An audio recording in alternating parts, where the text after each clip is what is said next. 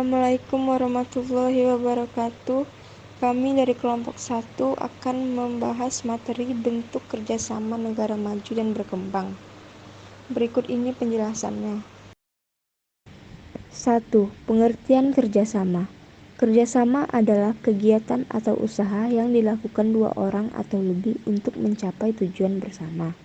Kerjasama biasanya terjadi karena orientasi orang perorangan dengan kelompoknya di dalam grup dan kelompok lainnya di luar grup. Bentuk kerjasama negara maju dan berkembang. 1. Ekonomi bilateral.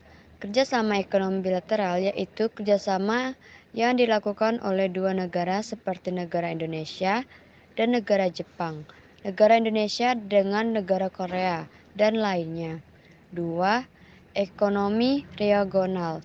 Kerjasama ekonomi regional yaitu bentuk dari kerjasama ekonomi yang dilakukan oleh beberapa negara yang masih di lingkup kawasan. Contohnya yaitu seperti ASEAN, AFTA, dan APEC. 3. Ekonomi multilateral. Kerjasama ekonomi multilateral yaitu kerjasama ekonomi yang dilakukan oleh dua negara atau lebih yang bersifat internasional, artinya tidak terbatas oleh lingkup kawasan saja. Contohnya seperti ILO dan IMF.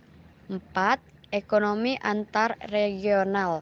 Kerjasama ekonomi antar regional yaitu kerjasama ekonomi yang dilakukan oleh beberapa lembaga ekonomi regional. Contohnya seperti kerjasama ASEAN dengan Uni Eropa.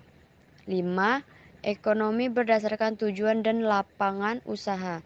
Kerjasama ekonomi ini tidak dibatasi oleh wilayah maupun lingkup internasional, karena tujuan dari kerjasama ini yaitu untuk dasar tujuan dan lapangan usaha, contohnya seperti OECD dan OPEC. 3. Dampak pasar bebas terhadap Indonesia. Dampak positif. 1. Meningkatkan kualitas dan kuantitas produk dalam negeri. 2. Hambatan perdagangan cenderung berkurang bahkan menjadi tidak ada. 3. Peningkatan ekspor sehingga meningkatkan pendapatan nasional Indonesia. 4. Meningkatkan peluang investor yang menanam modal dan membangun basis produksi di Indonesia. 5. Menambah devisa negara melalui biaya masuk dan biaya lain atas ekspor dan impor. 6. Melalui impor, kebutuhan dalam negeri dapat terpenuhi. 7. Meningkatkan lapangan kerja. 8. Mendorong kemajuan ilmu pengetahuan dan teknologi. 9. Menghidupkan sektor pariwisata sehingga dapat menambah jumlah wisatawan ke Indonesia. Dampak negatif. 1. Produk dalam negeri cenderung kalah bersaing dengan masuknya barang-barang luar negeri yang lebih murah dan berkualitas.